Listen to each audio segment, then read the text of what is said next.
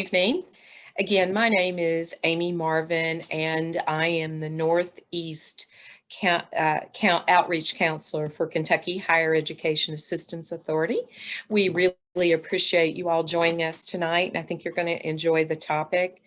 Mr. Bergman is going to be monitoring, and as you have questions, you can put them in the chat. We will be entertaining. We will be here after this presentation and answer everything that you may have for us. So we're going to go ahead and get started. Mr. Bergman said this, but look, this is our publication, and I believe personally that this is one of our premier publications. And what we're going to do tonight is go through some of that.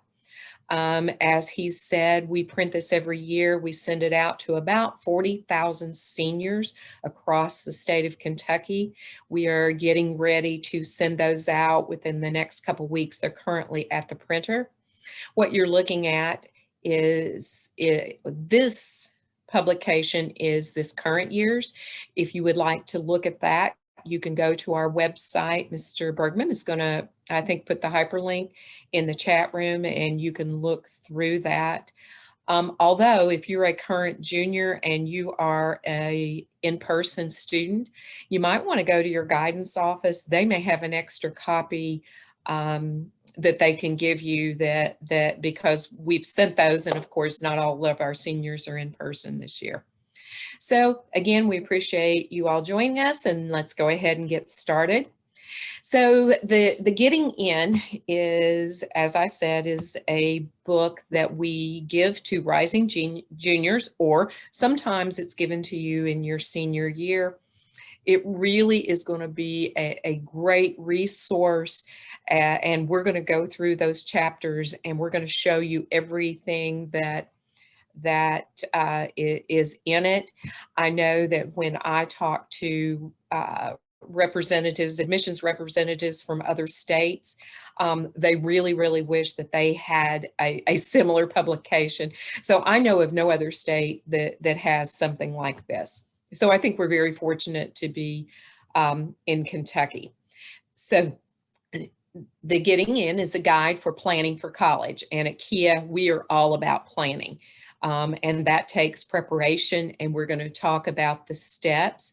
By the way, in case you don't know, there are 13 folks like Mr. Bergman and I, and we are in schools every single day talking about topics like this.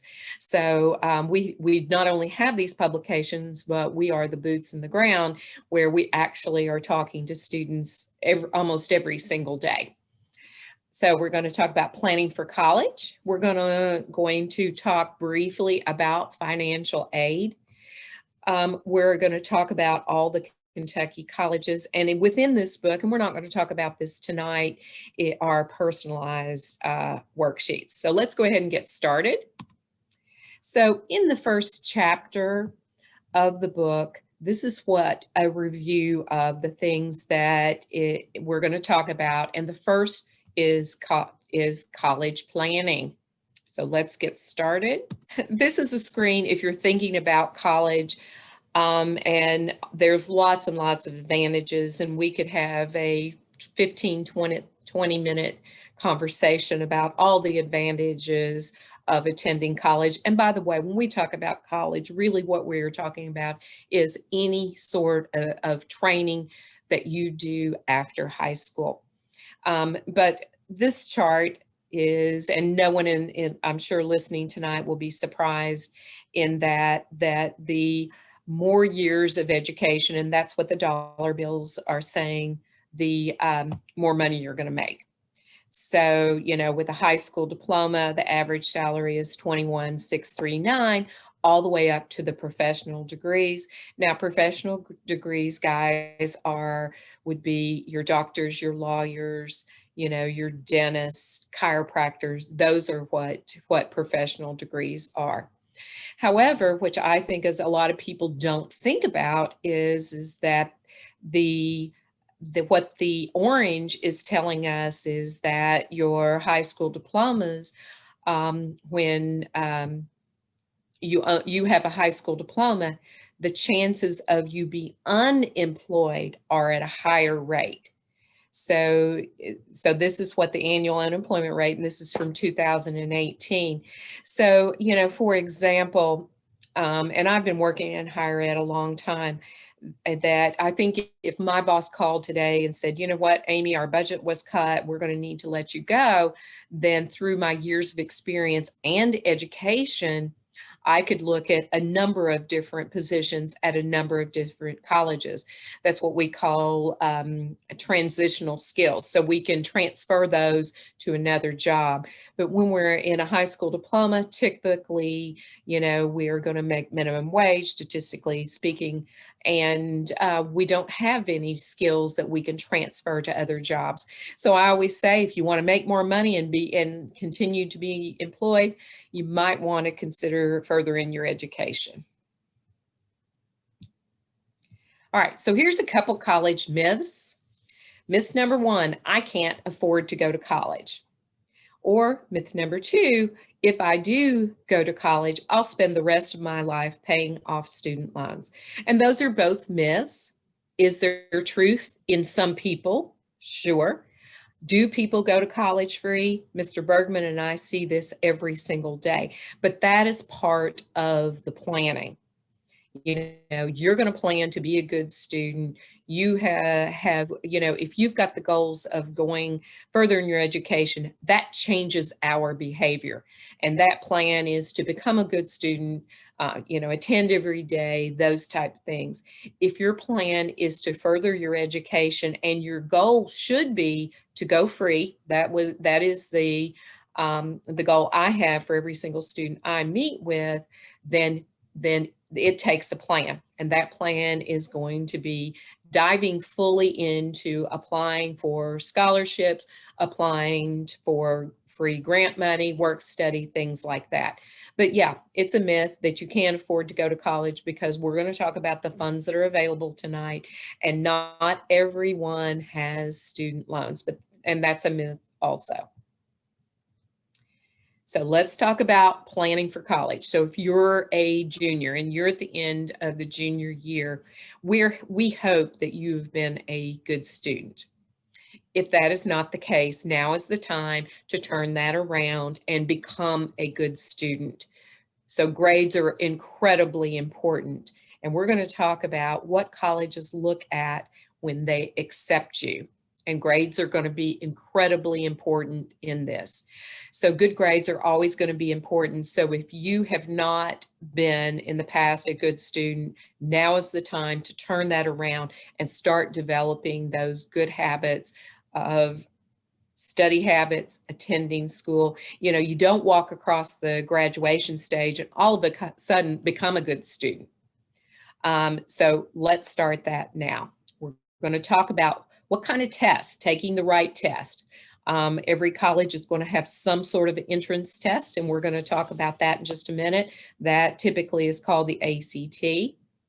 What else can you do as a junior? You can start exploring careers. You all have been around when we had something called the Individual Learning Plan, the ILP, and that was done on a computer. That program doesn't exist, but the ILP does. But now is the time to start exploring careers, thinking about what am I good at? That's where career exploration starts, is what am I good at and how can I turn that in to a career? I always give this story, and Mr. Bergman, you're going to laugh at this, that when I grew up, and I went to elementary and school in the 60s, and every single report card, the teacher's comments were, Amy talks too much. And I always say, Amy took that talking too much and turned it into a career. So I was very good at talking. I've had lots of practice, and now I get paid for that. That's just a little example of how you can turn what you're good at into a career. We're going to recommend that you research college options, and we're going to talk about those tonight, as well as you need to be, I think you need to be familiar with financial aid options. All of these things I think are important in the planning. So choosing the right school. It's really, really important. And if you want to know the things to consider when Choosing the right school, we have a YouTube video. And by the way, KHEAA has a YouTube channel. I want to invite you to look at of all of the recordings. But we have a recording as to the things that you can consider when you're choosing the right school. But the right school in this example are that you need to be aware of what are your opportunities. So in Kentucky, we have public universities, and typically what they're talking about is four-year institutions. So those public institutions can be everything from Western, Moorhead, Murray, Eastern, Northern, to UK and U of L. So our public universities, the reason they're considered public is that part of our taxpayers' dollars go to fund those universities. Typically, these are going to offer bachelor's degrees, which means 4 years. Occasionally, we will see some of our regional universities have a couple associate degrees, but they began with bachelor's degrees. Many of them have master's degrees. And what we see more and more, or I've seen over my higher ed history, is that I see more and more are offering EDDs, which is a doctoral program. It's an educational doctorate. Now let's go to our private colleges. I'm going to give you some examples in Kentucky. I live in Eastern Kentucky, so I'm going to start with Kentucky Christian, Pikeville, Alice Lloyd, Berea. We've got some great private colleges in Kentucky. And the difference is typically those are offering four-year bachelor's degrees and master's degrees, but they do not receive any public funds. So their funds are with endowments and things like that. Now, in Kentucky, we are incredibly fortunate to have a really strong two-year colleges, and it is a system, and it's called Kentucky.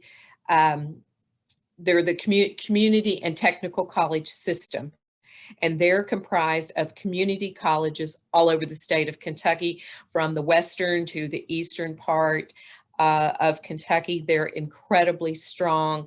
At one point, they were sort of isolated. Now they're a system, and they've got it streamlined. Economically, this is going to be you're going to get more bang for your buck at the public two-year colleges.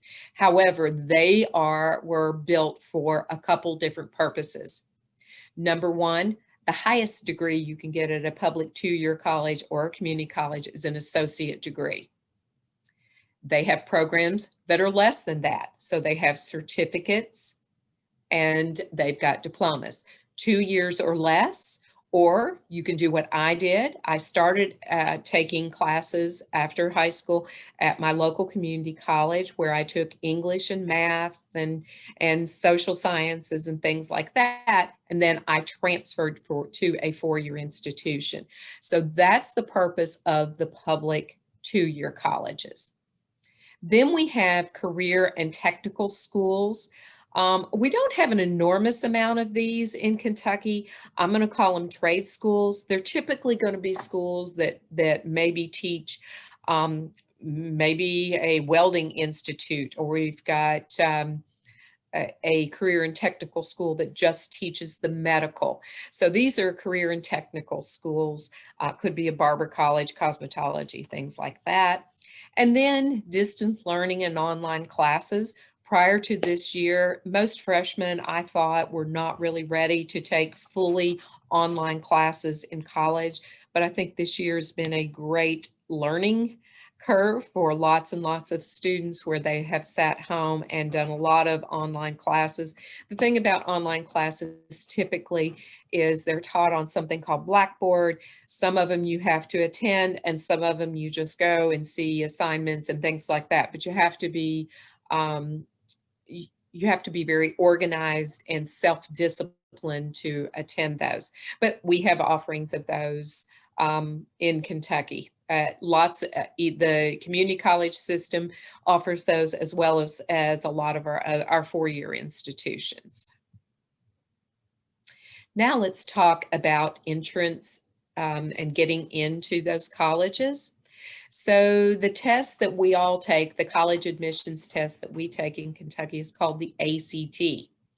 And this is really geographically where you live, whether you're going to take the ACT or SAT. You know, if you live up north and all the way down, even in West Virginia, they are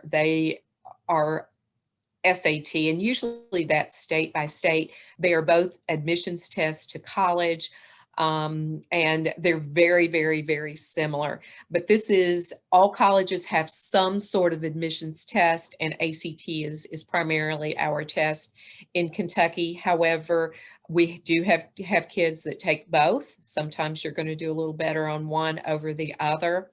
And most schools will convert it. So if the school says you have to have an 18 ACT and you've taken the SAT, they will absolutely convert that to the ACT. So they will absolutely accept both.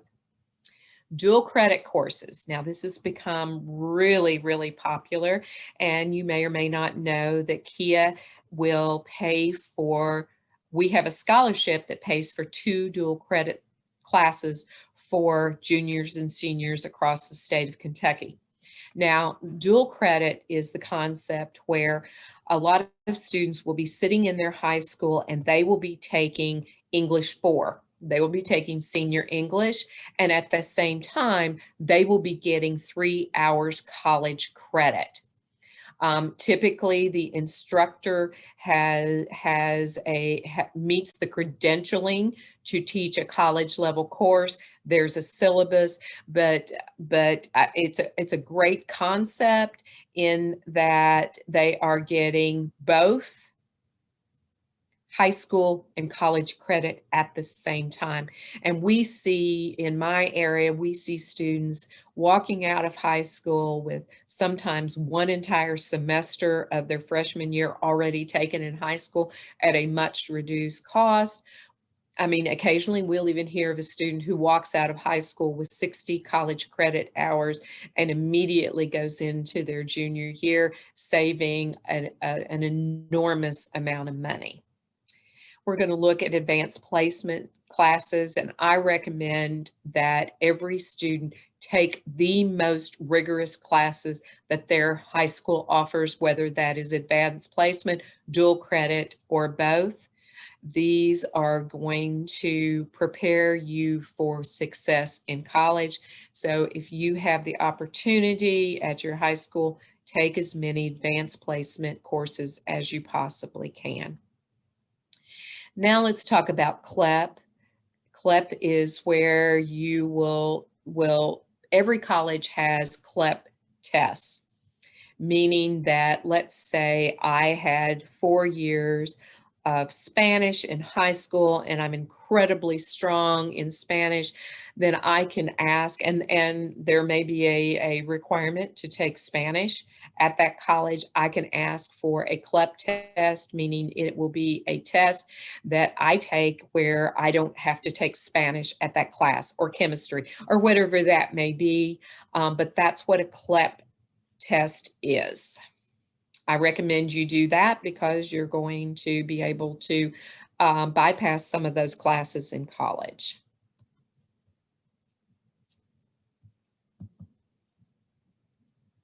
All right, so now let's talk about getting admitted. So we need to be thinking about this because Mr. Bergman and I are going to be in person in your classrooms, I feel certain, as early as August next year, and we're going to hit the ground running as seniors.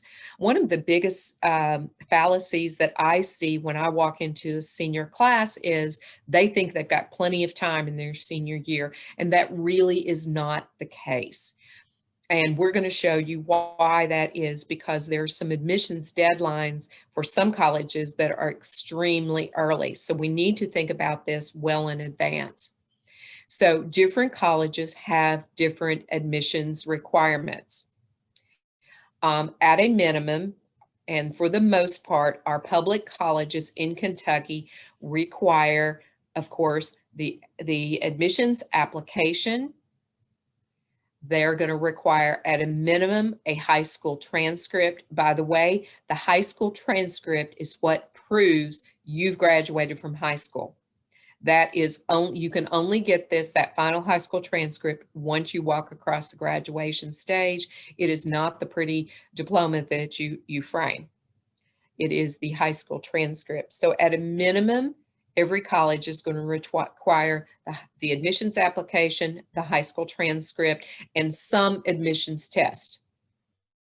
Others may require your essay. Some of them have short essay. There are some schools that want to see what kind of extracurricular activities. So they not only look at, are you a strong student, but they want to look at what kind of leadership activities have you participated in? Have you been officers? They're going to look at those extracurricular activities. They may look at what kinds of community service. They're going to be looking at you, what I consider holistically, as opposed to just academically for your grades and your ACT scores. So every school has different admissions requirements. At a minimum, it'll be the application, the transcript, and some sort of admissions test. I'm going to recommend that once you start considering colleges, that well in advance, that you look at those admissions requirements. Particularly, some of them do require letters of recommendations, and we're going to recommend that you ask. Usually those are from teachers that you've done extremely well, the classes you've done extremely well in, and you really need to give them significant amount of time in order to prepare those, so that they're thoughtfully written and very positive to help you be admitted to that school. But these are all of the things that can be, and there is no standardization in Kentucky. It would make Mr. Bergman and I's job a lot easier if we could say, you need this, this, and this, and we are done. But no, that's not the case. So you need to look individually at their admissions requirements. Picking a major. Now, not every student knows what they want to major in when you start college. It's not necessary, because I think if you look statistically speaking, and I read this one time that, students, the average student changes their major 4 or 5 times while they're in college. But you do not have to. But what we're going to do is look at the things as how we decide what kind of major. Again, what do you like to do? And for the majority of us, what we like to do is what we do well. I mean, you'll see somebody on occasion that does something well that they absolutely hate, but this is where we start. Any type of career exploration, I recommend you start with two things. What do I like to do? And what do I hate to do? Because we can eliminate a whole bunch of careers. So for me, it would be, there's no way I could work outside unless it were 70 degrees and sunny. So I could eliminate a whole bunch of careers. Then I went into nothing with math. I could eliminate that. And then I started looking at the things that I like to do. You want to look at what kind of growth is expected in that field. So what that means is, what's the job market going to be? And then when I live in Eastern Kentucky, I need to talk to my students as to, are you willing to move? I want to be a marine biologist. Well, you're not going to do that in Ashland, Kentucky. We don't have an ocean. So you're going to look at those things. I helped a person at one point in time. They wanted to be a blacksmith. And at that point in time, that was many, many years ago, we had one school near Louisville. Now, I don't know that you could make a living with blacksmith in Ashland, Kentucky. So those are the things that you would want to look at. However, if you were into to working in a refinery, you're going to find jobs in the Ashland area, because we're the home of Ashland Oil, which you all know is Valvoline, things like that. So look at those types of things. And then how long will it take? That is critical when you're thinking of, number one, picking a major, but number two, for your life. That is at a minimum, because I talk to kids that'll say, I want to be in the medical career. And then we'll go to, how many years are you willing to go to college? Are you willing to go 15 and be a doctor? Or do you want to be out in 2 years? So we have an LPN or an ADN program. So how long will it take? That is, how long are you willing to devote towards your education? Again, that is incredibly important. And that is just a personal preference. And then sometimes we don't even know. We start with a 2-year and then maybe we want to end, and other students will go, hey, I really like this, and I'll finish my bachelor's, and we go on and on.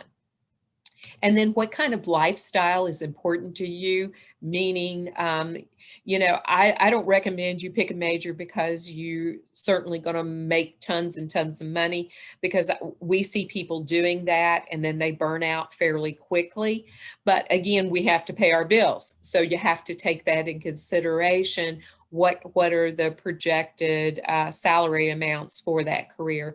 So we look at and consider all these things. And as a junior, again, we're not saying you've got to pick a major. We have many students that know they want to get a bachelor's and they go in as undecided. They start taking classes and, oh my gosh, I love this field. I may, you know, didn't know anything about political science, but all of a sudden I love this field and I want to major in that. I call them sort of try-me courses, so that you can get a better idea of what you like and what you don't. And when you're in a bachelor's degree, because you have to take generally, I think it's about 45 hours of what we call general education requirements, the hard sciences, the English, the social sciences.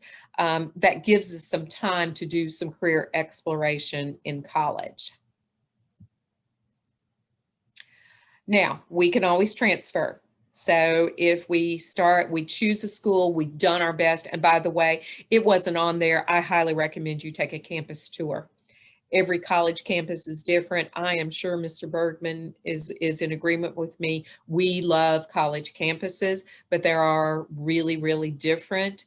And I totally recommend you take that college tour, because sometimes that may be, you know, you're looking equally at affordability and things like that. But when you walk on that campus, you know you're home, or some people will be like, no, this is not for me. So sometimes that will make that final decision.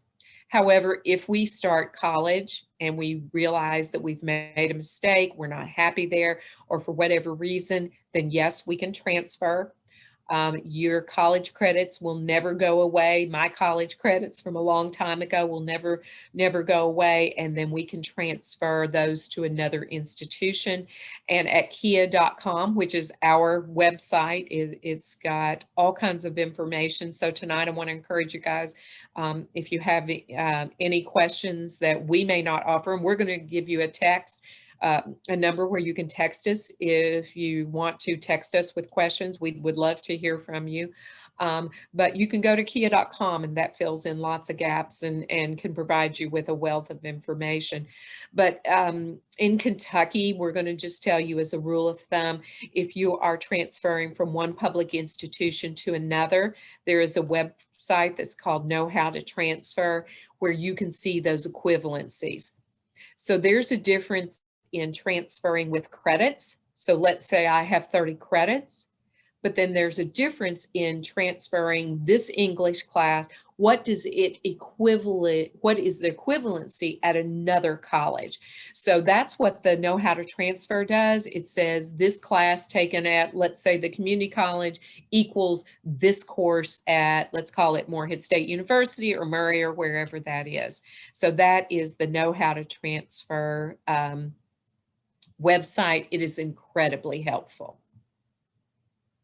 All right, so you're getting the picture that there's lots of things to think about, careers, what do I want to do, becoming a good student. We need to start those wheels turning very, very early so that we can think about it.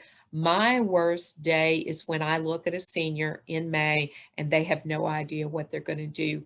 They just haven't thought about it. So we highly recommend that planning for this is incredibly important. So now we're going to look at the financial planning. Most households, and I hope you're in a household that the affordability is not an issue.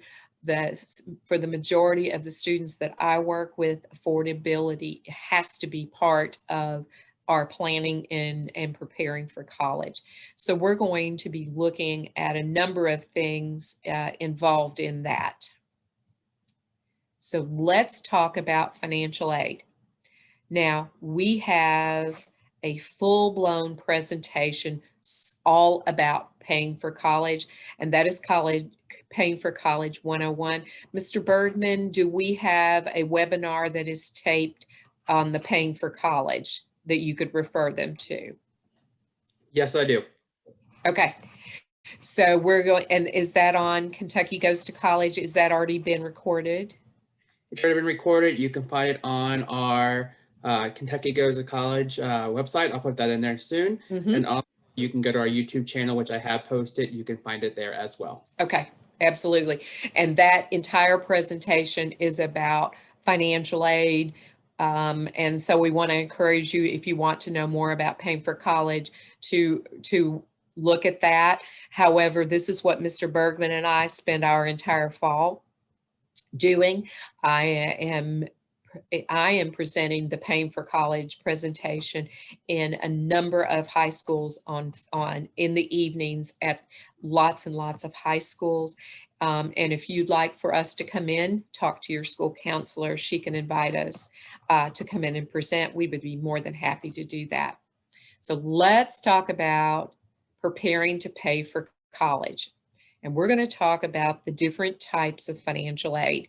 We're going to talk about 4 types of financial aid. And the first category are what we call need-based, N-E-E-D.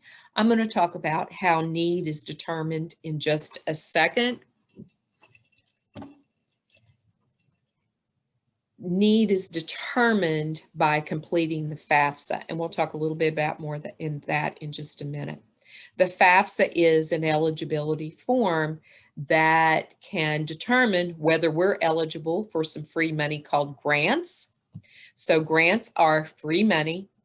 It's a great form of financial aid, and it is going to be based on financial need of the student's household, their financial need. Therefore, on the Fafsa, it is getting a picture of that family's finances, as well as family size and other things that would contribute to what would be the financial need. So there are grants. There is some loans, one type of student loan we do have to qualify for financially, and then work study. And by the way, guys, all of these are math. I was explaining to a parent the other day that financial aid is all about math formulas. It's got to do with the cost of the college. It's got to do with a lot of different things. But this category up here is determined by your financial need, and that is by completing the Fafsa. And by the way, if you're a junior watching this tonight, your window opens to complete the Fafsa October 1 of 21.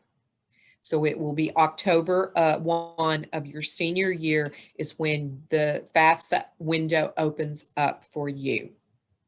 All right, so our second category, so here are 3 types of grants, loans, and work study. Now let's talk about merit-based. And by the way, all of these are limited. There's a limited number of grants that are available for you. There's a federal grant, it's called the Pell. At KHEAA, we have grant programs. Those are limited. There's only a maximum amount you can get. There's a maximum amount of loans that a student can borrow. There's a maximum amount of work study, but there is not a maximum amount of scholarships. Well, let me backtrack. You can get scholarships that equal the entire cost of the college. So this is our best, in my opinion, form of financial aid. I have never seen a scholarship that you have to pay back. However, you can lose scholarships. So scholarships are what we call merit-based aid, and they're earned through an achievement or talent. I recommend that it's never too early to start looking at scholarships. So a scholarship may be offered to seniors but you need to know about them. Look at the colleges you're thinking about. Our public colleges have tiers, meaning that at a 21 ACT, they may be offering this many $1,000, but if your ACT is 5 points higher, they're going to give you even more money. So I'm a big advocate of looking at that scholarship tier. And if I need 2 points, then by golly, I'm going to retake that ACT in order to get that higher amount. So I'm a big advocate of not just sitting around and waiting till we're senior, but looking at those scholarships that I can apply for and put myself in a position where I can apply for those as a senior. So we get that question all the time. Thank you, Johnny.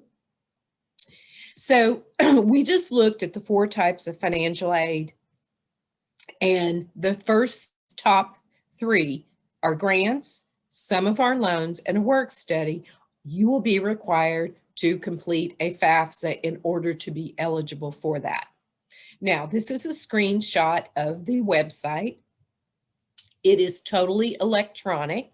And of course, again, if you're a junior, your window will open October 1. If you're a senior or just an adult looking at attending college, you need to do the Fafsa as soon as possible. We encourage that you do it as early as possible. There are some forms of financial aid that do run out, and the longer you wait, the higher your chances are of some pots of money running out. I recommend everyone complete a Fafsa. We do find, and over my higher ed career, we see more and more scholarships requiring you complete the Fafsa. If you're going to be offered any form of athletic scholarship, you will be required to complete a Fafsa because, guys, there is a connection between your eligibility on the Fafsa and an athletic scholarship. So we just recommend everybody do it. Have a plan B. We have seen way too many things happen where someone was going to write a check for college and all of a sudden the stock market tanked, or any number of things can happen. And if you have a Fafsa on file, we can activate some forms of financial aid fairly quickly. Now, on the Fafsa, it looks at different things in a family. So the first one is, am I a dependent or independent student? Mr. Bergman, do you have a link to the Fafsa completion guide? I got that there right now. Okay, great. Thank you. You read my mind. Now, we're not going to get into this. Again, this is on the paying for college, but a dependent student typically is a high school student who lives with mom or mom and dad, or just dad, and are under the age of 24 unless they're married. And in those circumstances, you have to include parents' financial information. An independent student would be someone that is over the age of 24, has a baby, maybe active duty military. And on the Fafsa completion guide, we have an entire section about the dependency status. Again, if you have a question about your dependency status, then feel free to send us a text. We're going to give you a number where you can text questions like that. Go to your school counselor, or on our website, there's a picture of all of us and what territories we cover. Feel free to text any one of us, and we will be more than happy to call you, text you, Zoom you, whatever it takes to help guide you as to whether you're an independent or dependent. Who counts as a parent on the Fafsa? Currently, and this is going to change, and we won't get into those changes, the parent that supports you the most, which is the parent you live with. So if my parents are divorced and I live with my mom 75% of the time and my dad 25% of the time, I'm going to use my mom. My mom provides the most support because I live the most with her. How does my family size impact my financial aid? So when we complete the Fafsa and we're filling out all those fields, it's going to want to know about our family size, our income taxes, our checking accounts, things like that. the family size is taken into consideration. So just as an example, a family of 3 can make less to qualify than a family of 6. So really, I should say that the opposite. So if I'm in a family of 6, I can make more money and be eligible for some of the grants as opposed to the same income in a family of 3. So that is taken into consideration when they're determining grant eligibility. What income and tax information will I need? I'm going to recommend you go directly to our FAFSA completion guide. Again, if you're a junior, this will be updated for your junior year. The one that is currently out there is for our current seniors. This year, we are using 2019 income taxes. So our seniors are using 2019 income taxes. If you're a junior watching tonight, that will be the 2020 income taxes that will have already been filed in April. I guess we had an extension maybe to May this year, but it will be the 2020 income taxes. Sometimes they're going to need to know untaxed income, sometimes checking account balances and savings account balances. Again, go to that FAFSA completion guide, and there's an entire section of what you will need, as well as what is a definition of asset. It is very clear. We have listed what is an asset and what is not, because sometimes it's going to require you include asset information. All right. So the way we begin a FAFSA is by creating what the federal government calls an Fsa Id. I'm going to call it your username and password for your FAFSA. And this is just a screenshot of what it looks like. And so that's the way we start, is by creating the username and the password.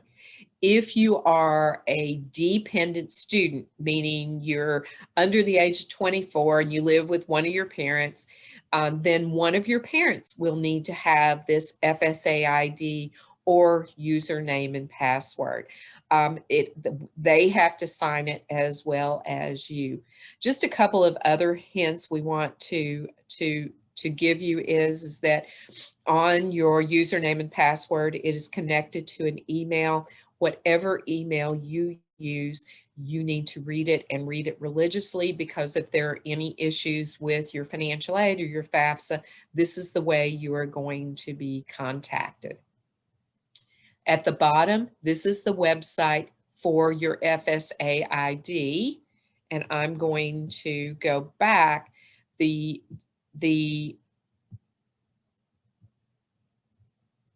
website for this is fafsa.gov. Please notice they're both governmental extensions, but this is the FAFSA website, and this is the website for the creation of your username and password. Now, so the FAFSA we need to complete to determine eligibility for grants, one type of student loan, and a work study. Now let's talk about scholarships. And as I promised, I'm going to show you one of the best resources that I'm aware of for scholarships. This is our publication, and it's called Affording Higher Education. So before I tell you what's in it, I want to tell you where you can find this book.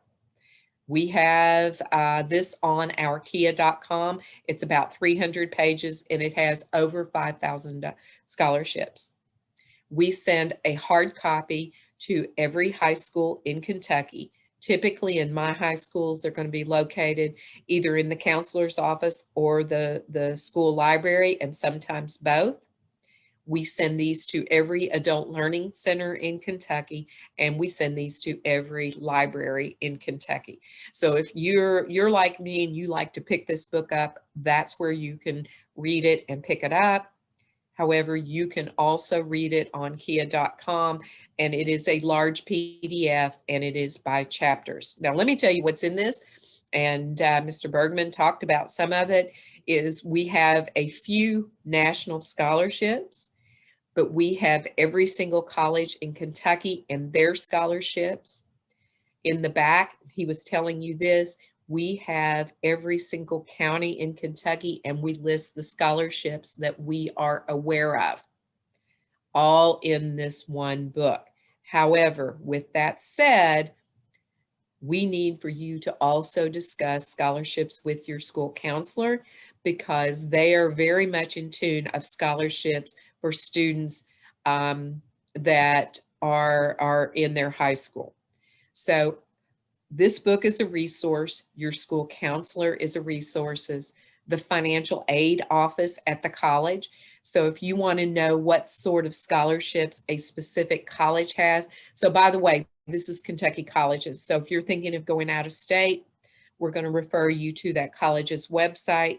And typically you're going to find a listing of those scholarships on their financial aid tab. He also discussed this. Look at your community. You know, does a local insurance company have a scholarship, a bank, employers? Ask your employer. I know that Chick-fil-A has a scholarship for their employees, but our parents may work for, in my area, it's called AK Steel, has a scholarship for the students, the kids of their current employees. And then again, scholarships at KHEAA.com. We cannot stress enough to apply, and apply.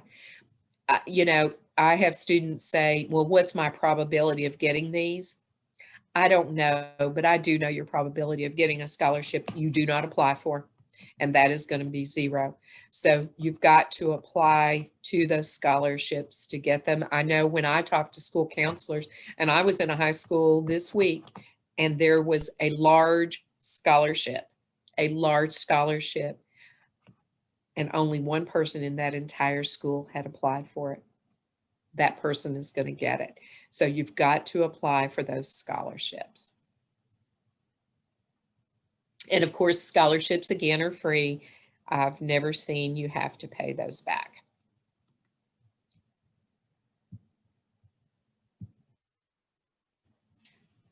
Just avoid scams.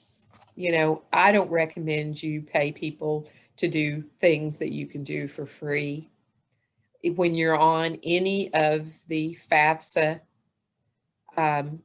or Department of Education websites, the extension is always going to be GOV. I don't recommend that we pay people to fill out our Fafsa. At KHEAA, we're here to do that free, although there are people that do charge for such services. I don't recommend we pay for scholarships. Guys, there's way too many college access professionals that will help you. There's way too many scholarships that you can find on your own.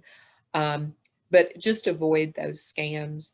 True story, I was giving a presentation one night and a couple came up to me and said, we went to this meeting at this hotel and they offered to do our FAFSA every year for $500. What do you think? Well, I don't ever tell people what to do, but I looked at them and I said, do you really think it's a good idea to send your income taxes and all your Social Security numbers to someone you don't know? And they looked at me and I think they had their answer. But it was their choice to do that. I don't recommend that because we're all here free. We're not going to talk in depth about student loans. Again, if you want to know how to qualify, you're going to watch that Paying for College. We highly recommend do not borrow any more than you don't have to. Borrow minimally. Now, sometimes student loans are a have to. And if you have to do it, it's going to be one of the best investments you will ever make is that investment in yourself. And that's the way you have to look at a student loan. But don't just borrow just because you can. I always say you're going to want to graduate from college and all I want to do was get a new car, get a job and get a new car. You don't want to get a job and pay those student loans back. So borrow as minimal as possible. The way you apply for student loans is going to be via your college. The college you're going to attend will walk you through how you apply for those student loans. You're going to need to find out how they work before borrowing. Be very, very clear about what you're doing and what you're borrowing, and then understand the repayment. And I think this is wonderful, and I go way back where this didn't even exist. The federal government today requires you to do entrance counseling to get a student loan, and that explains what is a student loan, how is the interest rate calculated. The federal government wants to make darn sure that you are fully aware of what you're doing. And by the way, this question comes up, I'm 17, can I get a student loan? Yes, you can. Special clause. Now, we're jumping way ahead, but here's what's going to happen. Here's the sequence of what your senior year is going to look like. As I said, we're going to hit the ground running and we're going to start applying to colleges. And I'm going to show you a list of our colleges in just a second. You're going to apply to those colleges, and then in the fall, and hopefully you're going to fill out the FAFSA in the fall. You're going to continue to apply for scholarships. And what will happen, and this year, I don't know, Mr. Bergman, you've seen this. I've seen colleges awards their financial aid packages later than they ever have. But eventually the student is going to get what we call an awards letter. And on this letter, and all of them are very different in their format, they're going to show the student all the types of aid the college is going to award. Now, with that said, these are fluid, meaning that if when they award that money, if your local high school would award you, let's say, a $20,000 scholarship, that will be added to your awards letter. So they are fluid. So the way you look at this is you're going to, if we're looking at comparing colleges, first of all, you look at the cost. All colleges have different costs, and we're going to show you how you know that in Kentucky in just a second. You're going to look at the financial aid package that they have prepared for you, and then you're going to do some math. Some of them do the math for you. You're going to see if there are any costs that the family has to come up with their own resources, or the family has to borrow. That's the way we compare colleges. We look at the aid and the cost, and if affordability is a primary factor in your college selection, that's the way we're going to look and compare at those colleges. All right, now this is one of my favorite chapters in this book, and I'm going to show you why. Whether you're a parent watching or a student watching, you're going to love this section. But first of all, let's look at this chart, and I know we're not going to spend any time on it or much time at all.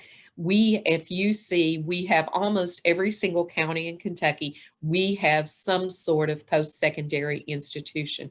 I think Kentucky has done a great job of offering college classes in lots of different counties across the state.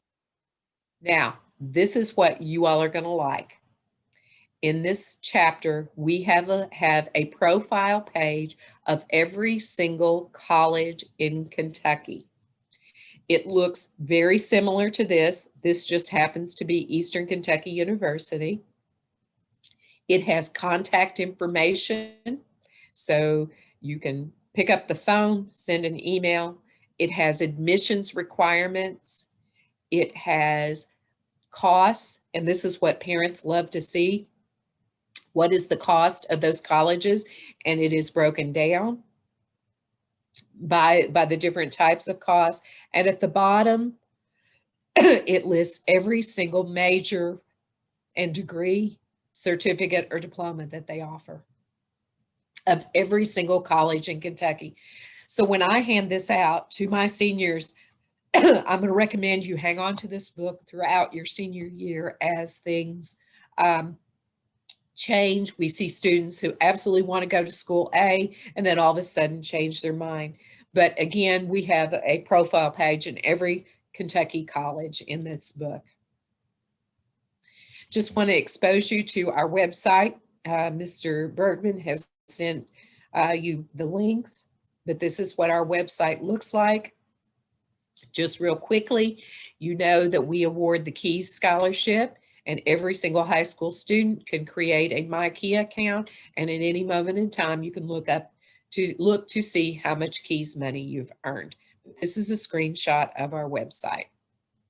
Lastly, as promised, feel free to take a picture that either tonight or at any point in time, you can text 1-800-928-8926. If you have a question, we will respond to that. And about twice a month, we send all kinds of different friendly updates and important deadlines and things like that when you are part of our texting application. So that is our getting in presentation. And now we will entertain questions.